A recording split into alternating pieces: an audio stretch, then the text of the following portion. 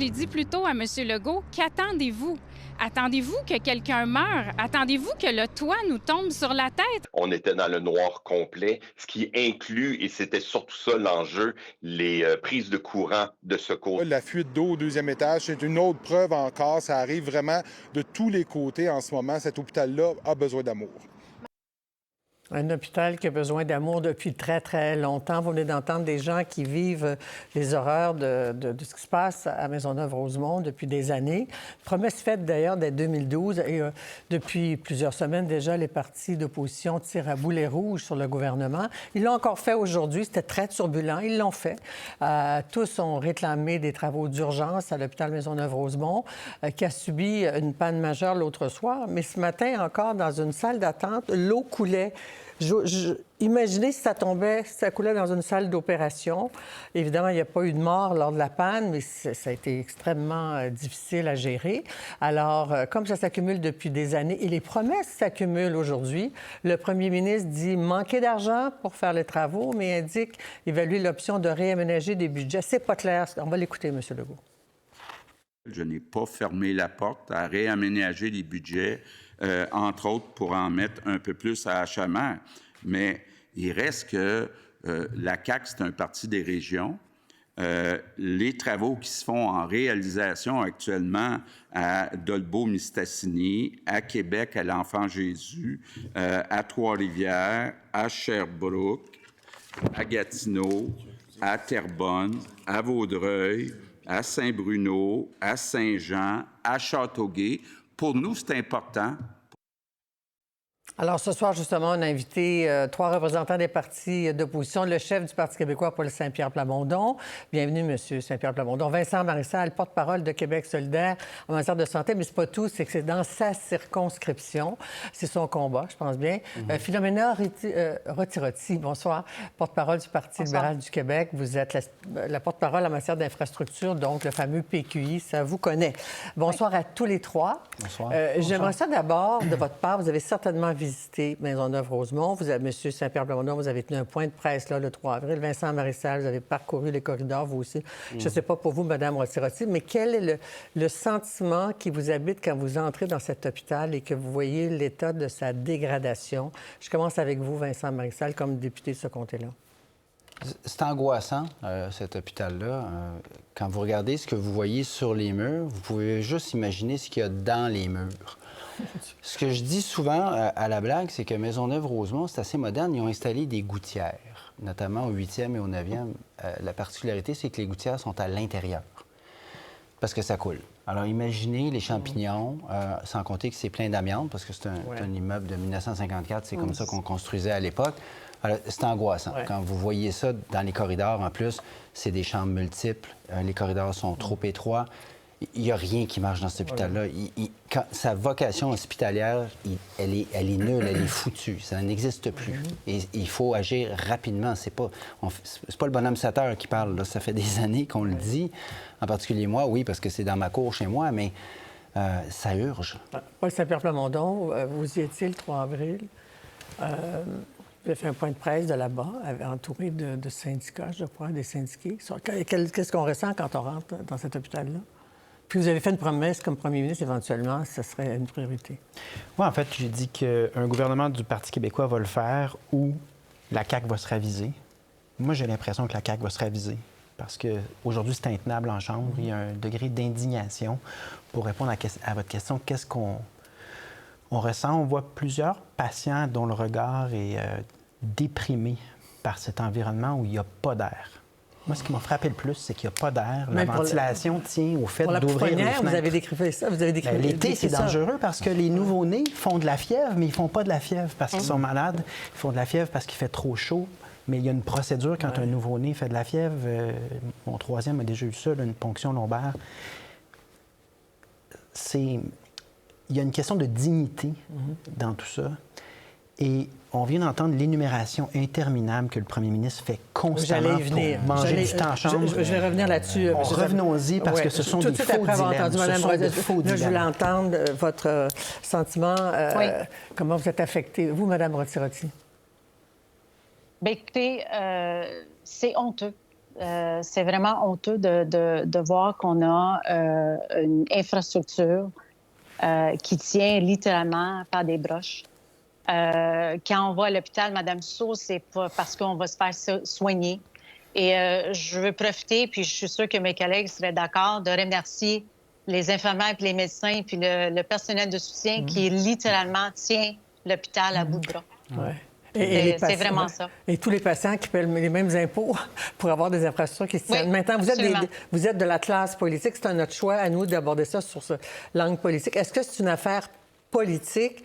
Et comme vous êtes 3 députés de la région montréalaise, vous avez entendu le premier ministre décrire la question le parti des régions. Alors, je vous avais promis que je retournerai à vous, M. Saint-Pierre Plamondon.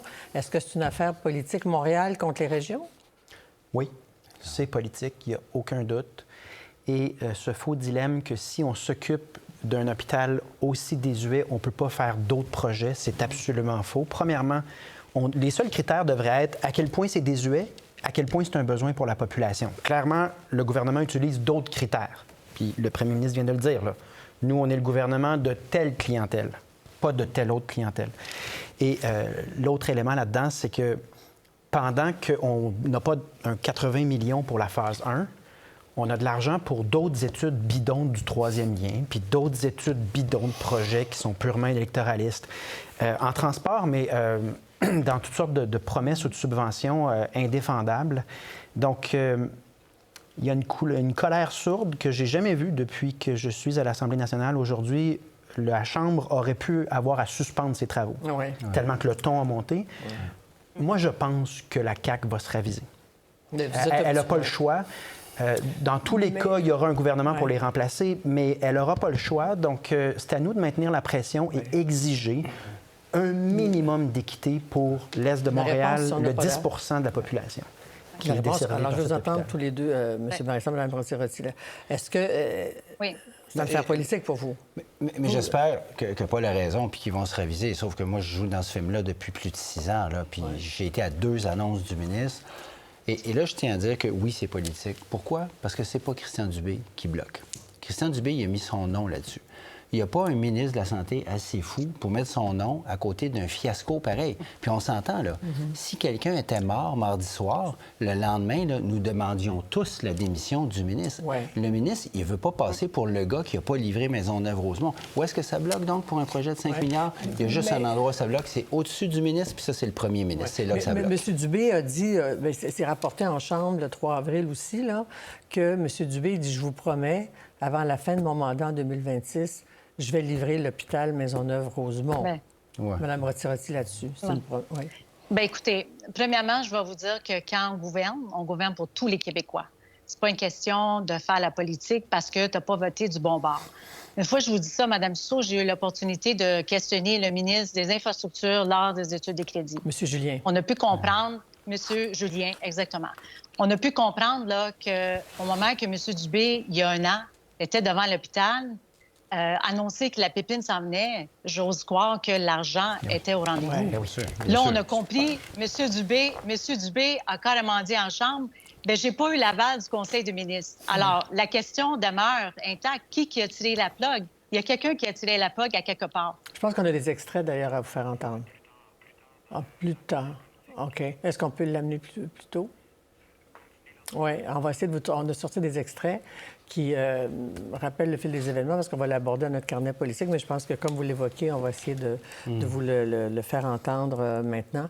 Mais ça veut dire qu'on a un gouvernement qui dit qu'il n'y a pas d'argent, qui vient de perdre sa cote de crédit. Vous avez évoqué, M. Saint-Pierre Plamondon, des dizaines de millions déjà investis dans un projet qui n'existe pas, le troisième, mais qui est en devenir. Puis c'est M. Dubé qui ne peut pas livrer quelque chose. On le sacrifie? Qu'est-ce qu'on fait? Le gouvernement ça ressemble à ça. Donc, moi, j'étais dans les crédits avec la ministre du Trésor, Sonia Lebel. Et je lui dis, le ministre Dubé vient de dire en Chambre qu'on pourrait aller piger dans le budget d'opération et non pas le budget pour les infrastructures pour démarrer l'hôpital. Un peu comme M. Carney dit à Ottawa, il y a 2 budgets. Oui, il y a toujours eu 2 budgets, mais on va aller piger dans l'autre parce que c'est trop important. Le ministre vient de dire ça. Vous en pensez quoi? C'est vous qui êtes au Trésor? Il m'a répondu tout simplement, allez lui poser les questions à lui, moi, je m'en mêle pas.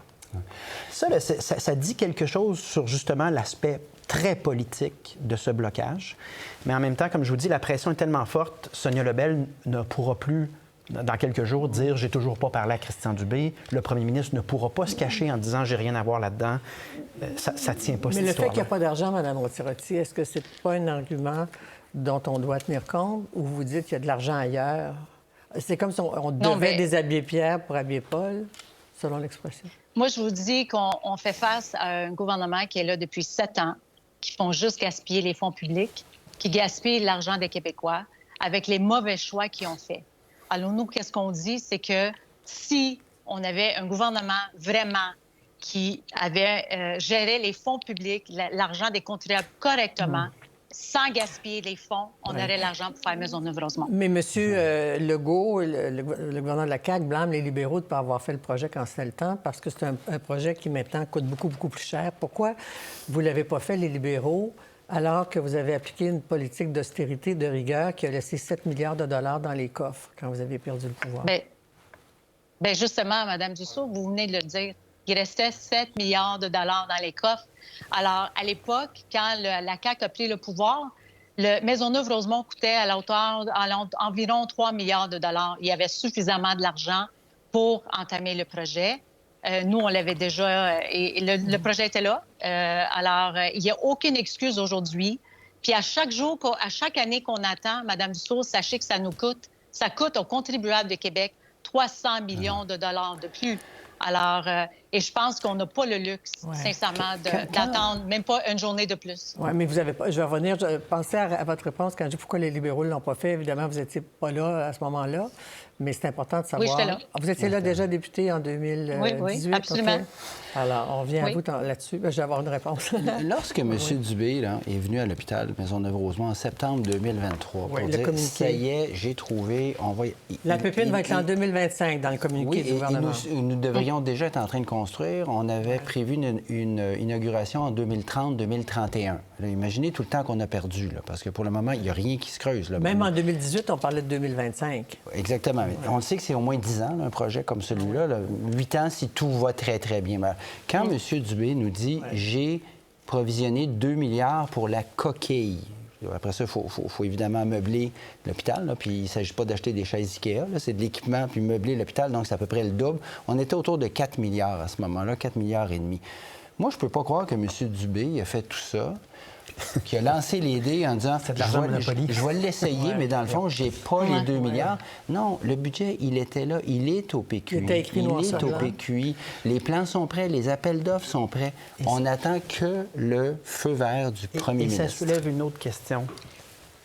Pourquoi, depuis la pandémie, nos projets d'infrastructure ont des prix complètement stratosphériques? Donc, quand on compare combien ça coûte au Québec en ce moment, bâtir une école, bâtir un hôpital, ça n'a pas de commune mesure avec le reste de l'Amérique du Nord. Et l'accélération a eu lieu avec la pandémie et surtout avec le programme d'accélération de l'infrastructure. Donc, on disait, on va mettre plus d'argent pour que l'infrastructure sorte plus vite de terre. Ça va accélérer l'économie.